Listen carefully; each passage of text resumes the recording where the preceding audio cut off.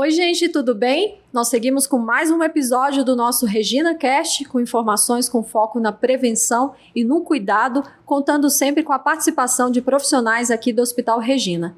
Nesse episódio, nós vamos conversar um pouquinho sobre o acidente vascular cerebral, o AVC, que conforme dados do Ministério da Saúde, tirou a vida de quase 100 mil brasileiros apenas no ano de 2020.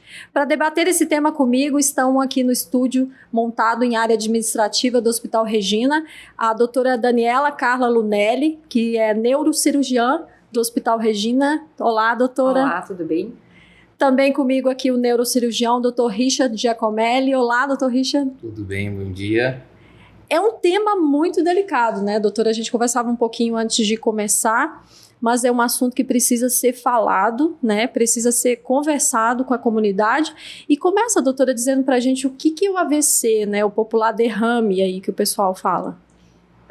É bem importante, né, a gente saber que existe essa doença, entender o que é, até para a gente poder minimizar, né? Porque é uma doença terrível, né? Uma doença que causa sequelas, uma doença que, às vezes, não deixa a pessoa trabalhar, atrapalha o convívio familiar, às vezes precisa que algum outro familiar vá cuidar, então, bem complexo. Bom, o que é o AVC, então, né? Voltando à tua pergunta, assim, tem dois tipos de AVC, né? Uhum. O que, por alguma causa, foi uma obstrução das artérias do cérebro, e aí, em vez daquele sangue chegar naquela parte do cérebro para nutrição, esse sangue não chega. Como se fechassem os caminhos, né? Uhum. Então a gente tem uma obstrução da circulação e aquelas células cerebrais que são tão nobres, que são tão delicadas, são tão especialistas em fazer secreção de substâncias importantes, em levar informações, né, em se comunicar, elas morrem. Isso é o AVC. Isso é basicamente um AVC isquêmico, né? Quando obstrui a artéria, que é a maioria deles. Tem outro que é menos comum, mas não menos grave, que é o hemorrágico. Ao invés de acontecer a obstrução das artérias, a gente tem um rompimento das artérias ou das veias do cérebro, que ocorre um extravasamento do sangue. Esse sangue também causa uma inflamação, uma lesão, que também vai machucar o cérebro. Então, são lesões cerebrais causadas ou pela obstrução e não nutrição, ou pelo extravasamento de sangue. Pelos dados do João Vasque, que Joinville é uma cidade muito pioneira nisso, em coleta de dados, em se dedicar muito no tratamento do AVC. E nós aqui, a gente usa bastante os dados de Joinville, porque é uma população muito parecida com a maioria de imigração europeia, né? O sul do Brasil é todo mais ou menos parecido, o perfil populacional. Sim. E eles, na captura de dados dele, 90% é isquêmico, né, da obstrução, e 10% são AVCs hemorrágicos. Então, vê que a gente tem que disseminar bem isso, assim, o que causa os AVCs, para a gente poder reduzir, como tu disseste, né, são 100 mil mortes por ano, né. Então, é um número bem alto, isso. Né, doutora? E a gente conversava um pouquinho antes também de começar a nossa entrevista aqui, e a senhora contava um caso que houve uma ocorrência numa pessoa de 30 anos de idade. Tem uma faixa etária mais comum acometida pelo AVC ou pode acontecer em qualquer faixa etária? Tem. O isquêmico começa a partir dos 50 e aumenta exponencialmente depois dos 60. Uhum. Quanto mais fator de risco, né, Richard, a gente depois pode esmiuçar isso bem, mais chance. Por quê? Porque o AVC vem da pressão alta, do diabetes, da hipercolesterolemia, do excesso de peso, do sedentarismo. Então, quando a gente começa a ficar mais velho, esses fatores são mais presentes. Uhum. Então, o AVC isquêmico realmente é mais numa faixa etária adulto, progressivamente para o idoso. Já o AVC hemorrágico, ele tem duas faixas, assim, principais, né? No idoso também acontece, porque tem uma parte do AVC hemorrágico que é pela hipertensão mal controlada. Uhum. Então, a gente tem aquelas arterinhas do cérebro que são muito fininhas. Elas não são feitas para a gente fazer uma pressão alta. Acima de 140, 150, já começa a ter uma lesão dessas artériazinhas. Principalmente aqueles super hipertensos, né, que fazem assim pico de pressão alta de 170, 180, 190. Isso é muito ruim, muito ruim. para qualquer vaso pequeno, principalmente para o cérebro e para o coração, né? Muito ruim. Então tem essa faixa etária mais adulto para idoso, que faz AVC hemorrágico da hipertensão, mas a gente também tem, né, uma faixa etária dos mais jovens, né?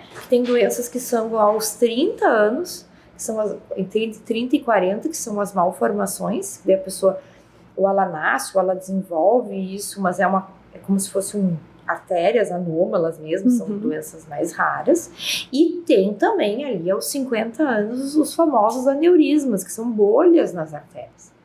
Que nós somos as mais azaradas, né? As mulheres são mais azaradas nisso, são mais acometidas. E que também causam AVCs hemorrágicos potencialmente fatais. Então, dependendo do tipo do AVC, ele tem uma faixa etária mais predominante, sim. Então, cada um tem a sua faixa de cuidado.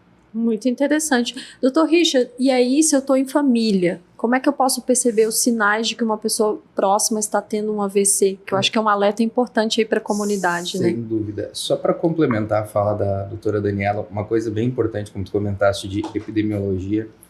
Hoje o AVC é a segunda causa de óbito no mundo.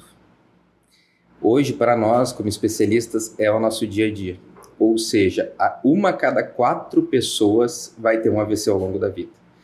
Então, mais importante do que saber o que é o AVC é saber reconhecer os sinais do AVC. Ótimo. E saber o que fazer, aonde ir. Por exemplo, o Hospital Regina é um centro de referência.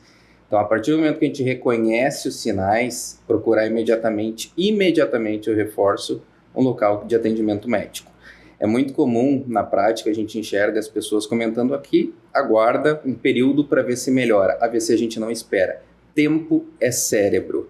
Então, identificou sinais, procura ajuda.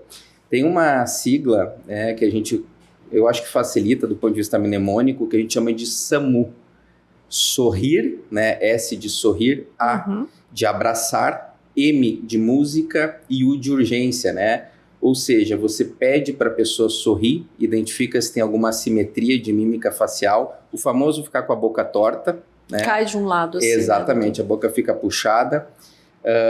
O abraçar de movimento, levantar os braços, pedir para a pessoa levantar os braços, né? Normalmente a pessoa tem um déficit, uma perda de força em algum lado do corpo ou da perna.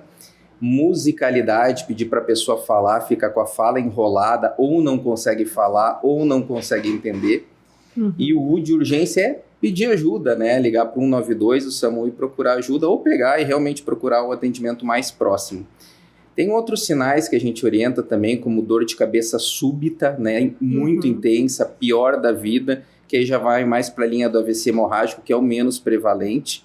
Sim. E, evidentemente, né, alteração do nível de consciência, a pessoa que fica sonolenta, confusa, com perda visual abrupta. O grande ponto do AVC é o evento súbito.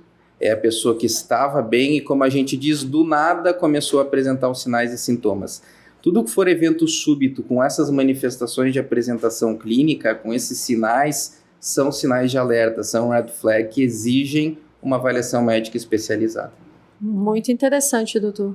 E até para complementar, esse SAMU foi uma coisa que eles fizeram dessa escala de Cincinnati, que foi quando eles começaram a ver como é que a gente poderia usar sinais e sintomas simples para ser de alerta. Então, qualquer pessoa leiga pode examinar, ver uma boca torta, ou um braço que não sobe igual ao outro, ou que a pessoa está falando arrastado. Então, um sintoma desses, a chance de ser AVC é 70%.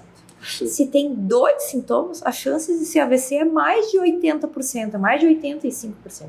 Então, vê assim que não é uma coisa complexa. E tanto é que a gente, no hospital que é referência, a gente ensina o porteiro. Né? Mas a gente eu sempre brinco isso, que quem tem idoso em casa devia ter isso na geladeira, porque isso é uma coisa simples, não é uma coisa complexa, não precisa de grandes conhecimentos para a gente se dar conta com esses 3 sintomas. Como o Richard disse, tem vários outros, mas esses 3 eles são os mais frequentes, ensinar os familiares, ensinar a família, os amigos, alguns países eles têm educação até na parte infantil. As crianças reconhecem, isso é fundamental, porque a partir do momento que o paciente chega no hospital, a gente age, a gente está treinado para isso. Mas o que eu sempre falo para as pessoas também podem salvar. A população salva.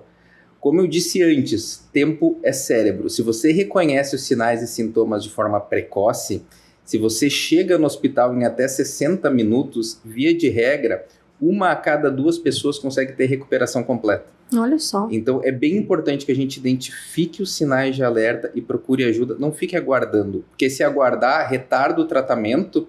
E a gente tem algumas modalidades de tratamento que a gente pode comentar depois, que dependem muito do tempo, que a gente chama de delta, que é quando começaram o início dos sintomas. Por isso que identificou esses sinais de alerta, procura ajuda. Dr. Richard, e o que pode provocar um AVC? Há como a gente prevenir também um AVC? Sem dúvida.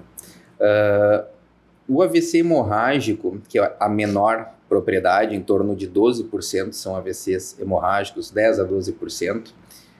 O tabagismo e a hipertensão são grandes fatores de risco, né? Quando a gente vai para a linha do AVC isquêmico, que eu acho que é o mais importante na conversa, que é o mais prevalente, né? Até 88%, 90% deles são isquêmicos, que é a oclusão arterial, né? Ou seja, falta sangue em determinadas regiões encefálicas do cérebro. Os principais fatores de risco são fatores de riscos modificáveis, ou seja, nós conseguimos mudar. Ótimo. Tabagismo, sedentarismo, alteração de colesterol, triglicerídeos, obesidade, né? A própria hipertensão, que ela é tratável, o diabetes, são todas medidas comportamentais que a gente consegue auxiliar e minimizar o evento cerebrovascular. Tem alguns fatores que não são modificáveis, como, por exemplo, a idade, né? A idade vai surgindo com o tempo, né? Então, realmente, a gente não consegue modificar. História familiar também é um fator importante que genética, a gente acaba não conseguindo modificar. Mas muitos fatores são modificáveis. Tabagismo, assim, se as pessoas conseguissem entender o quanto é ruim, não só para o cérebro, mas para vários sistemas orgânicos, né? Com certeza as pessoas não iam fumar. Então, a gente consegue modificar muita coisa. E outra coisa é o famoso checklist, né? A gente revisa muitas coisas no dia a dia dos pacientes que vão no consultório. Então, a revisão periódica de saúde é importante para as pessoas, né? O controle da pressão ambulatorial, são coisas que a gente consegue modificar e, sem dúvida, dá um desfecho bem diferente na vida de uma pessoa. E eu reforço, 1 a cada 4 pessoas vai ter um AVC. Então, a gente tem que modificar essa história natural da doença, porque a população está ficando mais velha, isso aumenta a chance de um AVC. Né? Então, a gente consegue minimizar alguns fatores cuidando da saúde. Ter todo esse acompanhamento de um profissional especializado e ter uma rotina saudável realmente faz toda a diferença. A hipertensão, às vezes, quando ela é inicial, ela não dá muitos sintomas. Se você não for lá no posto de saúde medir a pressão, se você não for na consulta médica medir a pressão, você pode estar hipertenso e não saber. O diabetes inicial também, né? E sendo que lá no início da hipertensão, do diabetes, que é o ideal que a gente trate para não causar lesões, né? Tudo isso que o Dr. Richard falou, todos esses fatores, eles causam lesão nos vasos, nas artérias principalmente. Então a gente está machucando nossas artérias quando a gente fuma, quando a gente deixa a diabetes mal controlada, quando a gente faz pico de pressão alta, isso, né? O pico hipertensivo, né? Isso tudo machuca as artérias. Então a gente tem que fazer o que for possível, tem coisas que a gente não muda, mas a maioria a gente muda, para não machucar as artérias, para não acontecer, né? Porque a gente hoje tem muito mais recurso quando acontece, né? Mas o ideal é que não aconteça. É verdade, doutora. Ter uma rotina saudável, né? Isso. Um pouquinho todos os dias.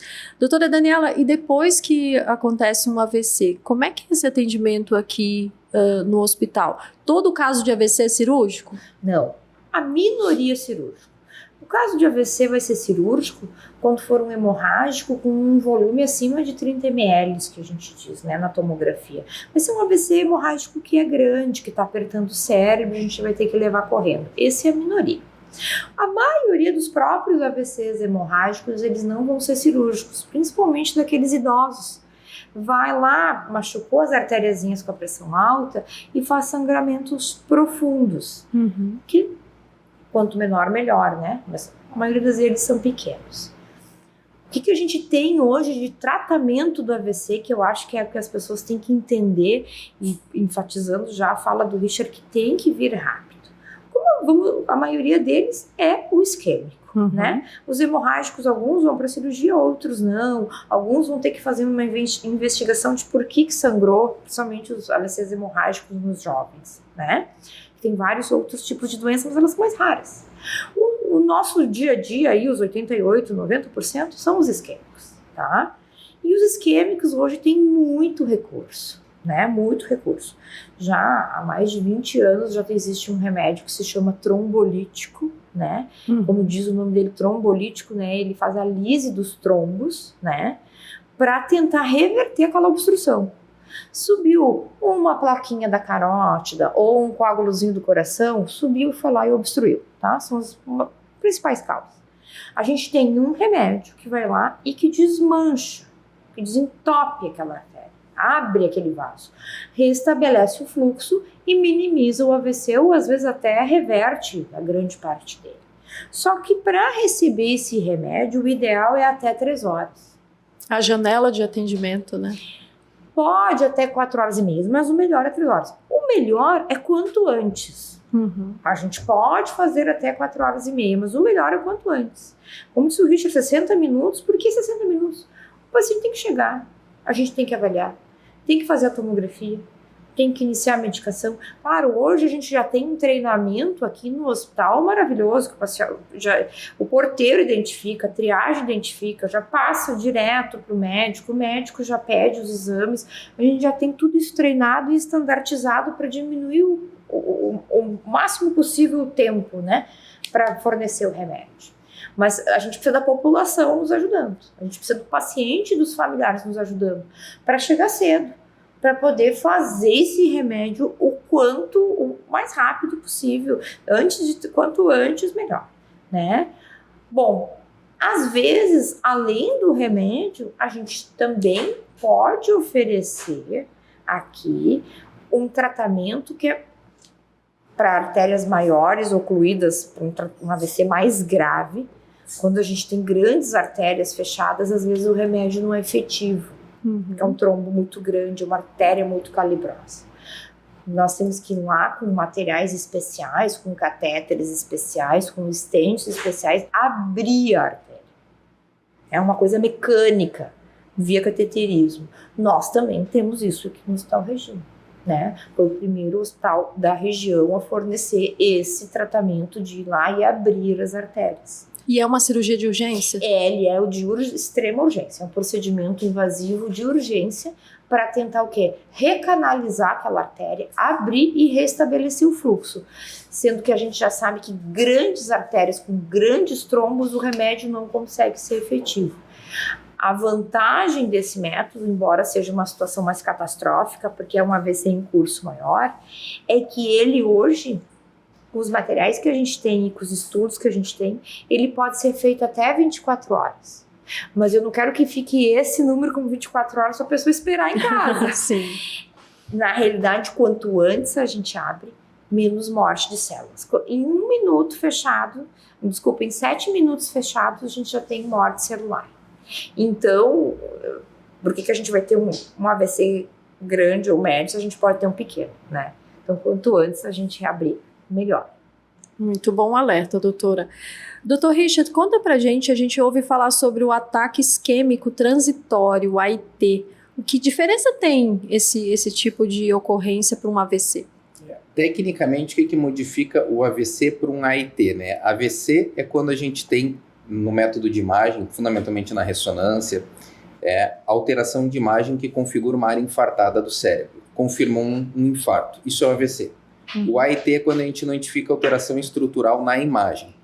Clinicamente, o AIT normalmente é aquele paciente que tem os sintomas, os mesmos sintomas de alerta, mas eles recuperam de forma bem precoce e rápida, normalmente na primeira 1 hora. Isso pode perdurar até 24 horas, mas normalmente ele recupera rápido. Então, aquele paciente que entortou a boca ou perdeu a força de um lado do corpo, dentro de 1 hora mais ou menos começa a recuperar até ficar normal. Faz o método de imagem, a tomografia ou a ressonância, está normal. Esse é o famoso AIT. A gente estratifica quando esse paciente chega, se ele é um paciente de alto ou baixo risco.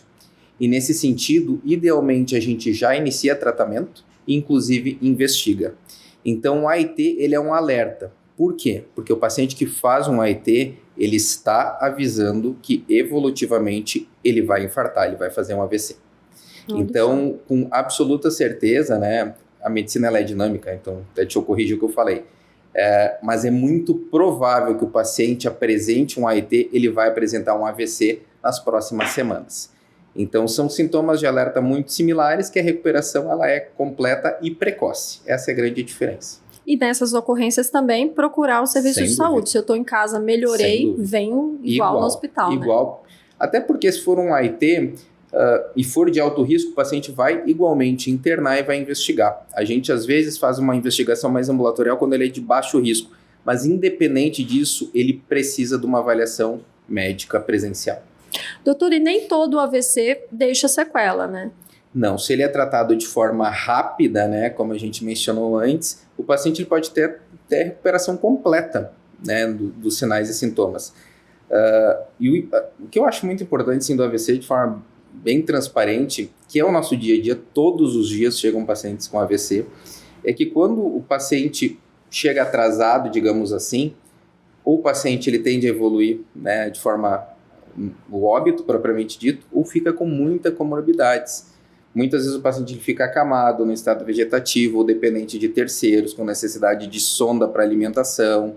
Então é um paciente muito grave. Então o reconhecimento precoce dos sinais e sintomas, e mais importante ainda, evitar os fatores de risco, é o mais importante, eu acho que, para a população.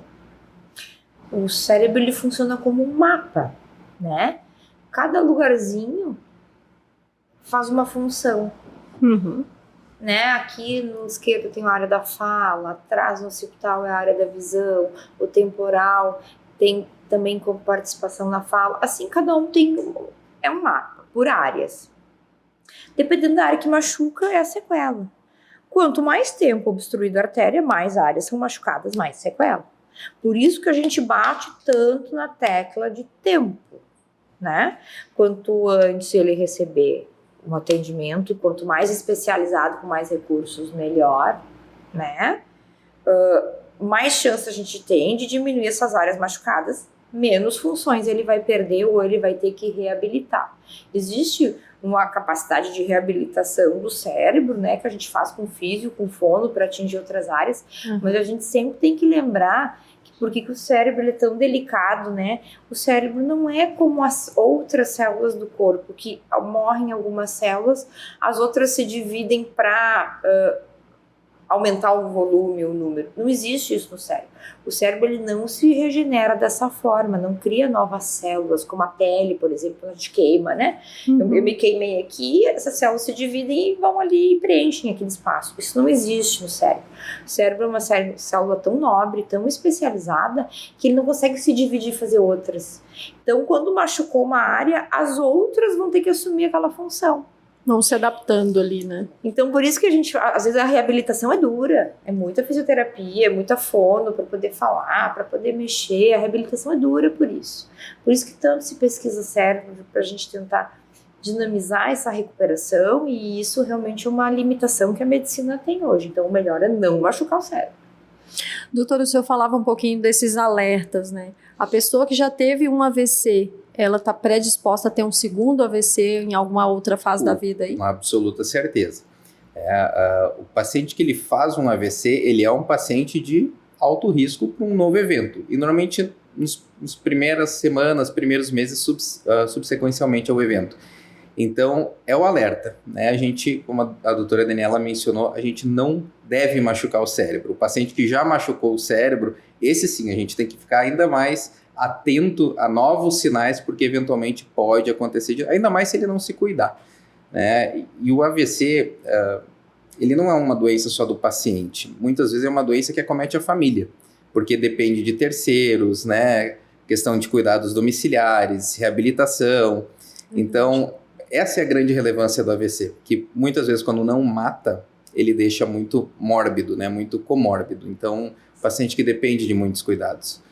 E reforço, né? O mais importante é reconhecimento de sinais e sintomas e a precocidade no sentido de buscar ajuda.